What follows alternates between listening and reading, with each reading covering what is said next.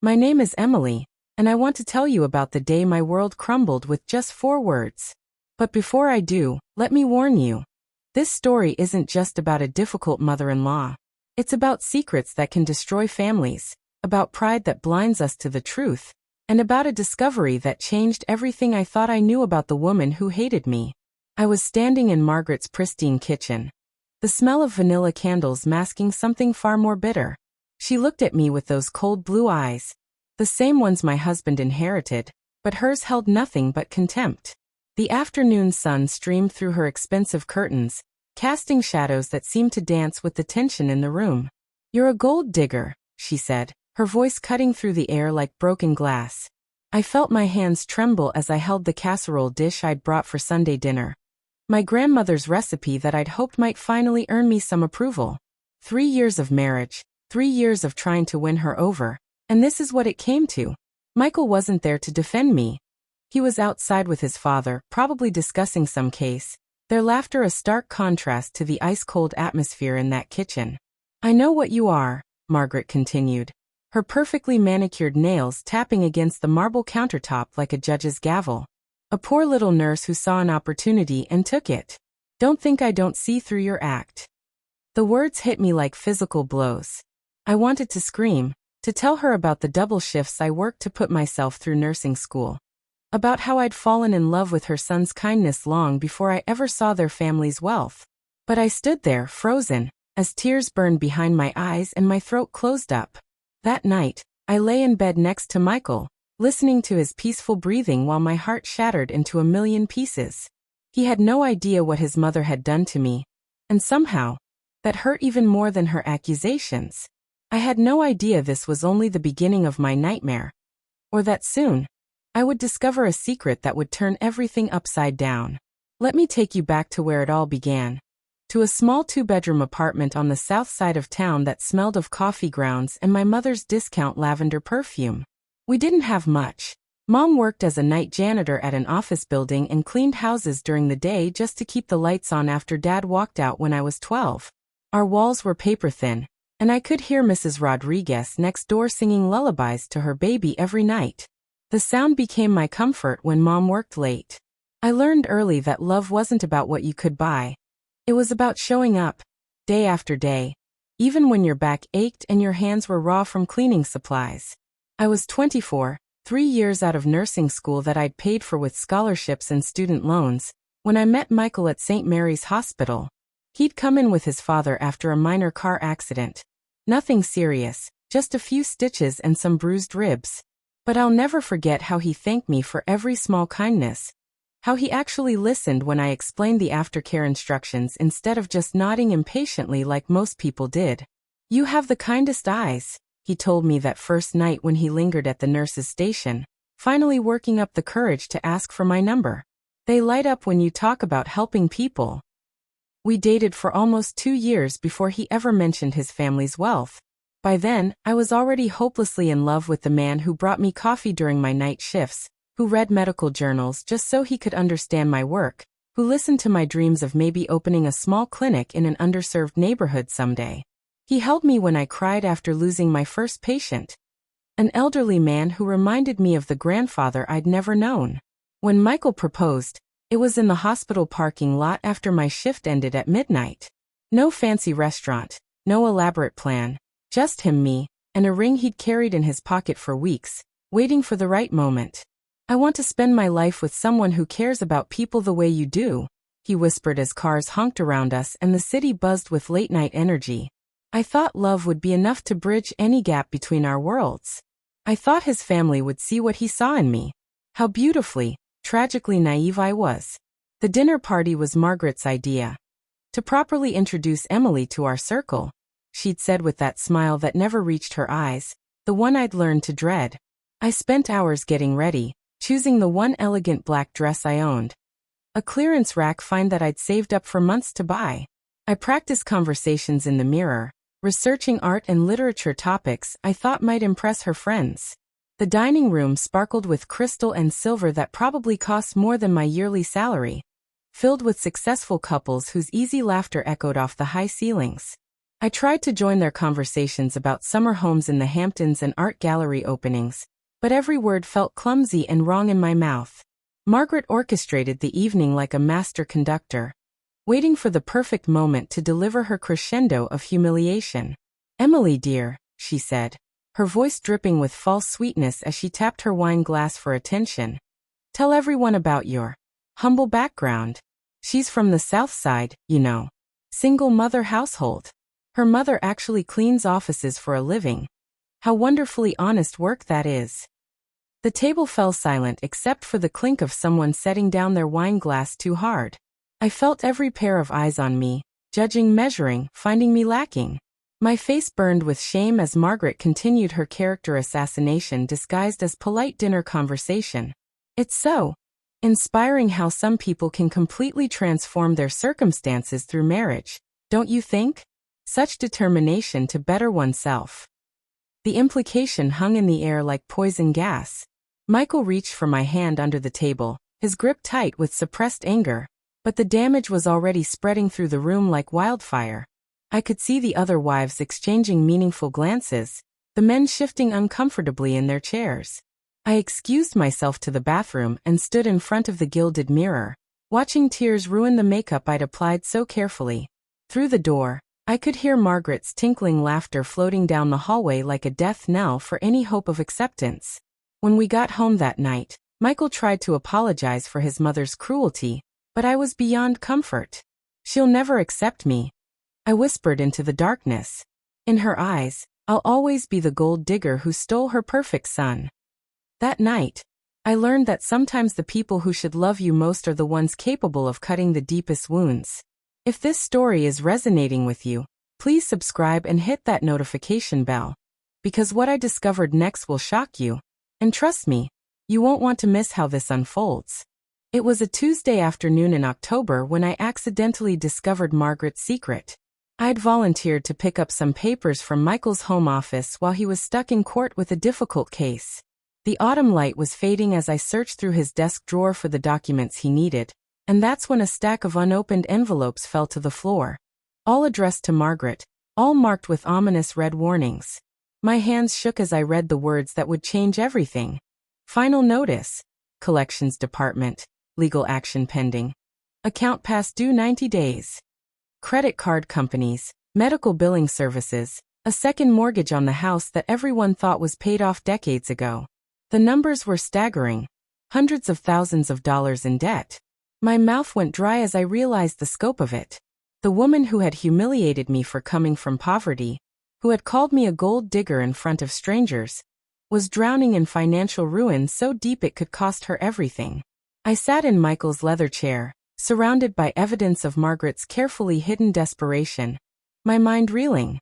All those expensive clothes with designer labels still attached, the lavish dinner parties that must have cost thousands, the constant criticism of my simple lifestyle and second-hand furniture. It was all a facade. She was living a lie more elaborate and expensive than anything she'd ever accused me of. My first instinct, I'm ashamed to admit, was satisfaction. The sweet, bitter taste of vindication flooded my mouth. The woman who'd made my life hell was getting exactly what she deserved. But as I continued reading through the bills, noticing the medical charges for treatments I didn't recognize, something inside me shifted. I thought about my mother, proud to a fault, working herself to exhaustion rather than ask anyone for help. I understood that kind of desperate pride, that crushing need to maintain dignity when your whole world is crumbling around you. The question that haunted me as I carefully returned the papers to their hiding place was simple. What was I going to do with this devastating knowledge? I carried Margaret's secret like a stone in my chest for weeks, feeling its weight every time I looked at her. Every cutting remark about my fortune-hunting ways, every snide comment about my discount store clothes, every time she made me feel small. I bit my tongue and said nothing. The irony was suffocating. Here I was protecting the dignity of a woman who had shown me none. Michael noticed my distraction, but assumed it was still emotional fallout from the dinner party disaster. He started bringing home my favorite chocolate, leaving little notes in my lunch bag, trying in his sweet way to heal wounds he didn't fully understand. One chilly evening in November, As we sat on our tiny apartment balcony sharing takeout Chinese food and watching the city lights twinkle, he finally opened up about his mother's increasingly erratic behavior. "She's been asking for money," he said, his voice heavy with confusion and concern. "Small amounts at first, 500 here, 1,000 there. She says it's for investments, some opportunities that require quick cash. But something feels off, Em. She's never asked me for money before. Never." I watched my husband struggle with a truth he couldn't yet see, his brow furrowed with worry. Michael adored his mother despite her flaws. She was the woman who'd read him bedtime stories and cheered at every little league game. He would give her everything if he knew how desperate her situation really was. But he would also never forgive himself for not noticing sooner, for not being the son who could save her from drowning. That night, as Michael slept peacefully beside me, I made a decision that would change everything. I couldn't let him discover his mother's shame. The guilt would eat him alive. And despite everything Margaret had put me through, every moment of humiliation and pain, I couldn't stand by and watch her lose the home and status she was so desperate to preserve. I opened my laptop in the dim glow of our bedroom and began researching second jobs, extra shifts, weekend work, anything that could help me earn more money without Michael catching on. My savings account, money I'd been carefully putting aside for the small community clinic I dreamed of opening someday, would have to be sacrificed for a greater cause. If Margaret wanted to hate me for being a gold digger, then I'd give her a reason to be grateful instead. Even if she never, ever knew it was me. The next 6 months became a carefully orchestrated dance of deception and sacrifice. I picked up every overtime shift available at the hospital, telling Michael I wanted to help with our future house down payment. I took a weekend job at a private clinic, claiming I wanted to gain experience in different medical settings. My body ached constantly. I'd work a 12-hour shift at the hospital, catch 3 hours of sleep, then head to the clinic for another 8-hour day. Coffee became my best friend, concealer my second. But every exhausted step was worth it when I could anonymously pay another one of Margaret's bills. I created a fake persona, a concerned family friend, who wanted to help with the medical expenses. I mailed money orders, made anonymous phone payments, anything to keep Margaret from losing her home while protecting her pride. The collection calls stopped. The red notices disappeared. The stress lines around her eyes began to fade, though her treatment of me remained unchanged. "You look tired, dear," she said one Sunday, her voice dripping with false concern. "I hope you're not working too hard. We wouldn't want Michael to think you married him just to take it easy." I smiled and nodded, biting back the words that would have shattered her world. If only she knew that her lazy gold digger daughter-in-law was working 90-hour weeks to save the reputation she valued more than kindness. Michael noticed my exhaustion, but attributed it to dedication. "I'm so proud of how hard you work," he'd say, kissing my forehead as I fell asleep at the kitchen table over medical journals. I was killing myself to save a woman who would never thank me for it. Everything unraveled on a rainy Thursday in November. I was at the hospital when my phone rang. Michael's number, but his mother's voice on the other end. "Emily, you need to come to the house immediately."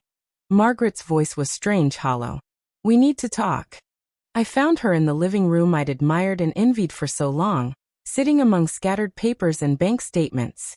Her perfectly styled hair was disheveled, her makeup smeared. For the first time since I'd known her, Margaret looked her age. "I know it was you," she said without looking up. "The anonymous payments. The mysterious benefactor. I hired a private investigator to find out who was helping me, and he traced everything back to your bank account." My heart pounded as she finally raised her eyes to meet mine. There was no anger there, no accusation, just raw, devastating shame. "All this time, I called you a gold digger," her voice cracked. "I humiliated you, made you feel small, questioned your motives for loving my son. And you were saving me." The silence stretched between us like a chasm. I could hear the grandfather clock ticking, rain against the windows, the sound of my own shallow breathing. "Why?" she whispered. "After everything I put you through, why would you help me?" I looked at this broken woman who had made my life hell for 3 years, and for the first time, I saw past her cruelty to the fear underneath. "Because you're Michael's mother," I said simply. "And he loves you." Margaret's composure crumbled completely. She buried her face in her hands and sobbed. Not the delicate tears of a lady, but the ugly, desperate crying of someone who'd been holding back an ocean of shame and regret. I stood frozen, watching this woman who'd been my tormentor transform before my eyes into something achingly human. The expensive furniture, the perfect decor, the carefully maintained facade. None of it mattered anymore. We were just two women in a room, surrounded by the wreckage of pride and misunderstanding. I was so jealous, she choked out between sobs. You had everything I'd lost: youth, genuine love, a purpose that mattered. When Michael looked at you, his eyes lit up in a way they never had before. I felt like I was losing my son to someone better than me. The admission hung in the air like a confession. For the first time, I began to understand the woman behind the cruelty. Margaret hadn't been protecting Michael from me. She'd been protecting herself from the truth that I was everything she wished she could be. The medical bills started after James died, she continued, referring to Michael's father. Depression, anxiety, treatments that insurance wouldn't cover. I spent everything trying to feel human again, and then I couldn't stop. Every purchase was a bandage on a wound that wouldn't heal. I wanted to comfort her, but I didn't know how. We'd never touched, never shared a kind word. The distance between us felt insurmountable. Even in this moment of brutal honesty. "I'm sorry," she whispered. "I'm so sorry." Those words echoed in the silence, carrying the weight of 3 years of pain. The apology changed everything and nothing all at once. Margaret wiped her tears with tissues that left mascara stains like small defeats. And for a moment, we simply sat in the aftermath of truth. "I need to tell Michael," I said finally. "About the debt, about what I did. He deserves to know." "No." Margaret's voice was firm despite her tears. "Not yet. Please. I need to find a way to pay you back first. I need to figure out how to be worthy of what you've done." I shook my head. "You don't owe me anything, Margaret. I didn't do it for gratitude or recognition. I did it because it was right." She looked at me then with something I'd never seen in her eyes before: respect. "I need to ask you something, and I have no right to ask it after everything I've done to you." I waited, uncertain what could possibly come next. "Help me," she whispered. "Not with money. I won't take another penny from you. But help me learn how to be a better person. A better mother-in-law. I don't know how to fix what I've broken, but I want to try." The request caught me completely off guard. This proud woman who had never shown me anything but contempt was asking me to teach her how to love better. It was perhaps the most vulnerable thing anyone had ever asked of me. "I don't know if I can forgive everything," I said honestly. "Some of the things you said, the way you made me feel, that's going to take time." She nodded, understanding. "I know. But will you try?" Looking at her broken, hopeful face, I found myself nodding before I could think it through. 8 months later, I'm sitting in that same living room where Margaret once called me a gold digger, but everything has changed. The atmosphere that once felt cold and unwelcoming now radiates warmth. Margaret, who now insists I call her Mom, though it still feels strange on my tongue, is in the kitchen making tea and humming softly as she works. The sound still surprises me sometimes. This melody of contentment from a woman who once seemed incapable of joy. The transformation didn't happen overnight, and it wasn't without its painful moments. There were setbacks, times when old patterns emerged like muscle memory, and harsh words were spoken before we could stop them. But slowly, painfully, honestly, we built something new and precious on the ruins of our old relationship. Michael knows everything now. The crushing debt, the secret payments that nearly broke my body and spirit, his mother's hidden struggle with depression and paralyzing pride. He cried when he learned what I'd sacrificed, holding me so tightly I could barely breathe. He held his mother just as fiercely as she apologized through tears for hiding her pain, and lashing out at the one person trying to help her. Our marriage emerged stronger for having weathered this storm together, tested by secrets but ultimately strengthened by truth. Margaret started therapy and financial counseling, finally addressing the depression that had consumed her since Michael's father died. She volunteers at the hospital now, reading to pediatric patients and helping overwhelmed families navigate the system. "I want to understand what you see in helping people," she told me during one of our weekly coffee dates. Something I never thought would exist. I want to understand what makes you so genuinely good when I was so genuinely cruel. The most profound change, though, came in how we see each other. I learned that cruelty often springs from unhealed pain, that people lash out at what they wish they could be but fear they never will. Margaret learned that strength isn't about maintaining a perfect facade. It's about being vulnerable enough to accept love from the most unexpected places, even from someone you've wronged terribly. Tonight, as we plan Michael's 33rd birthday party together, our hands covered in flour from the cake we're making from scratch, I think about the woman who once looked at me with such contempt. She was right in a way. I did dig for gold, but not the kind she imagined. I dug through years of hurt and resentment, through layers of pride and misunderstanding, to find the precious heart buried beneath Margaret's protective armor. Love, I've learned, isn't just about the people who are easy to love. Sometimes the most profound relationships are forged in the fire of forgiveness. Sometimes the people who challenge us most become the ones who teach us the deepest truths about grace, compassion, and what it really means to be family. What would you have done in my place? When someone who has hurt you desperately needs help, do you walk away feeling justified, or do you choose the harder path of compassion? Have you ever discovered that someone you thought you knew was hiding a devastating secret? I'd love to hear your thoughts and experiences in the comments below, because in the end we all dig for gold in different ways. The question that matters is, what kind of treasure are we really searching for? Revenge or redemption? Judgment or grace?